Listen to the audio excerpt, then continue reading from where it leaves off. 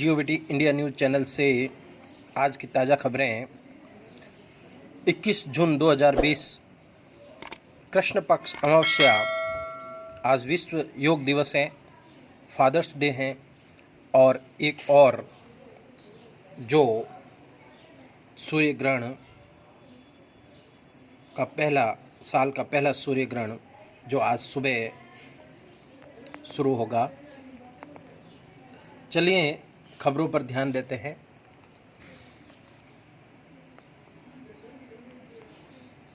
PMO ने कहा है कि भारतीय सेना LSC के उल्लंघन का निर्णायक जवाब देती है। बेवजह के विवाद से सेना का हौसला नहीं तोड़े। चीनी घुसपैठ नकारने पर विपक्ष ने प्रधानमंत्री मोदी को घेरा था। केंद्र ने कहा कि बेवजह से विवाद से सेना का हौसला नहीं तोड़े। विवाद खत्म नहीं, सीमित जंग की तैयारी रखनी होगी।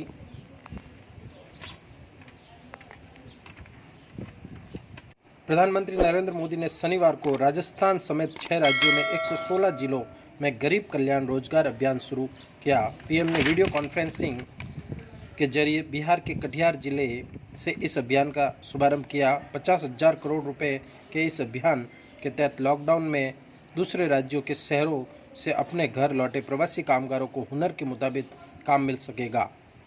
सरकार उन्हें काम के 25 तरह के विकल्प देंगी। मिशन मोड में इस अभियान के तहत 125 दिन तक काम चलेगा। इसके लिए किसी तरह का कोई आवेदन नहीं करना होगा। राज्य और केंद्र सरकार इसके लिए मजदूरों को चयन स्वतः करेगी। राजस्थान के अलावा मध्य प्रदेश, उत्तर प्रदेश, बिहार, झारखंड, उड़ीसा में यह अभियान चलेगा। दिखेगा सूरज को कोरोना। खास खंडग्रास सूर्य ग्रहण है जिसमें सूर्य अंगूठी नुमा आकृति में दिखेगा, जिसे कोरोना कहते हैं।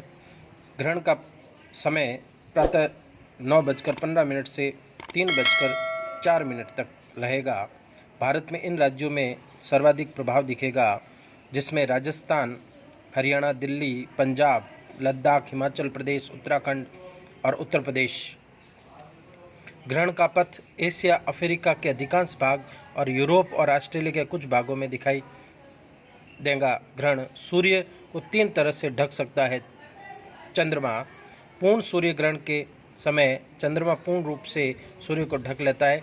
सूर्य दिखाई नहीं देता और अंधकार जैसी स्थिति होती है। गोलाकार सूर्य ग्रहण। चंद्रमा पृथ्वी से दूर होता है। सूर्य पूरी तरह से नहीं ढक पाता है, वह आग के छल्ले सा दिखाई देता है। ऐसा आज होगा। आंशिक सूर्य ग्रहण में चंद्रमा सूर्य व पृथ्वी के बीच में इस प्रकार आता है कि सूर्य का कुछ ही भाग पृथ्वी के से दिखाई देता है। रविवार को 21 जून को होने जाने वाले खंडग्रास सूर्य ग्रहण कंकणाकृति अर्थात रिंग ऑफ फायर चूड़ामणि का होगा। मिथुन राशि के आर्द्रा और पुनर्वसु नक्षत्र में होने जा रहे इस ग्रहण के कारण देश में संक्रामक रोग बढ़ने के योग बन रहे हैं।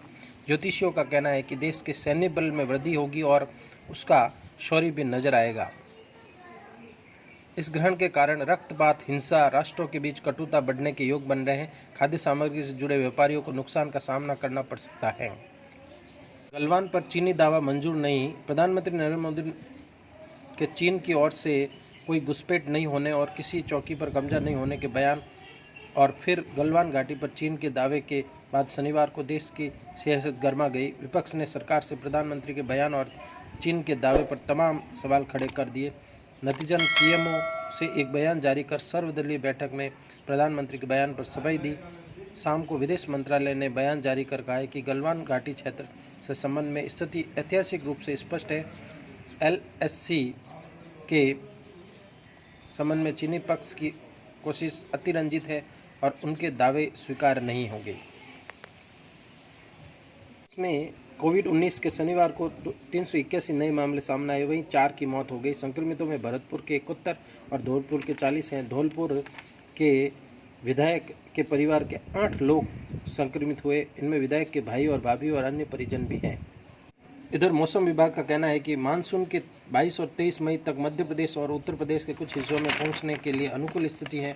इससे उत्तराखंड, हिमाचल प्रदेश, ज़्यादातर हिस्सों में पंजाब, हरियाणा और पूर्वी राजस्थान में 24 से 25 जून तक पहुंचने की संभावना है।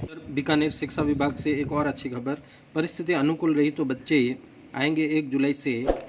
24 जून से स्कूलों में शिक्षकों को देनी होगी उपस्थिति। मार्च के अंतिम सप्ताह से कोरोना महामारी के कारण बंद हुई सरकारी और गैर सरकारी स्कूलों में 24 जून से शिक्षकों की उपस्थिति और अगर परिस्थिति अनुकूल रही तो 1 जुलाई से बच्चे भी स्कूल आएंगे।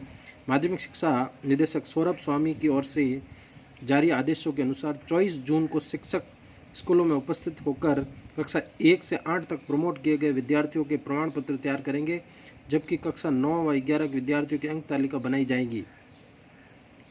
इधर क्लाइमेट चेंज को भी स्वीकारे ग्रेटा थनबर्ग का कहना है कि दुनिया को कोरोना वायरस से सबक सीखने और कुछ इस तरह से तत्काल ध्यान जलवायु परिवर्तन पर भी देना की जरूरत है। स्वीडिश पर्यावरण कार्यकर्ता ने कहा कि कोरोना से हम एकमात्र सही सकारात्मक सीख ले सकते हैं कि इसके बतौर विश्व बीमारी से लड़ने के लिए हमें एकजुट किया है।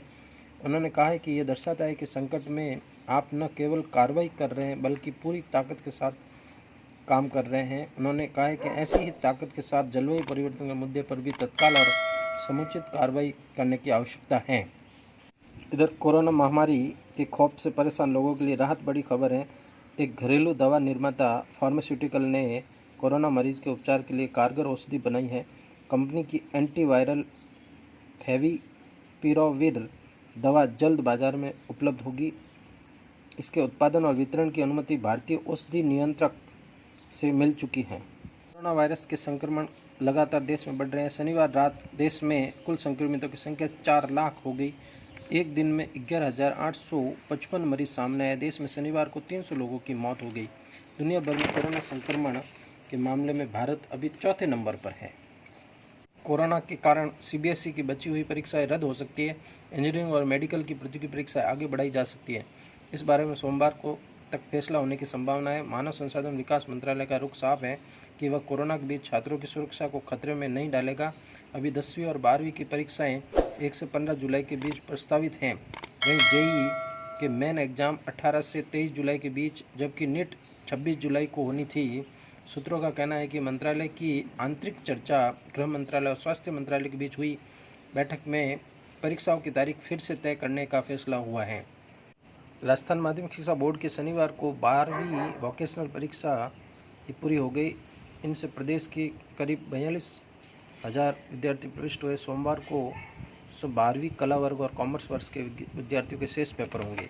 ब्रिटेन में स्कूल और कॉलेज और मॉल खुलने लगे हैं। हालांकि सभी को मास्क पहनना, 2 मीटर की दूरी पर रहना और समय समय पर हाथ धोना अनिवार्य है।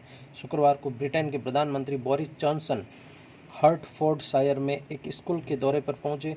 वहां उन्होंने बच्चों के साथ कतार में खड़े होकर हाथ धोए और फिर स्कूल का निरीक्षण किया।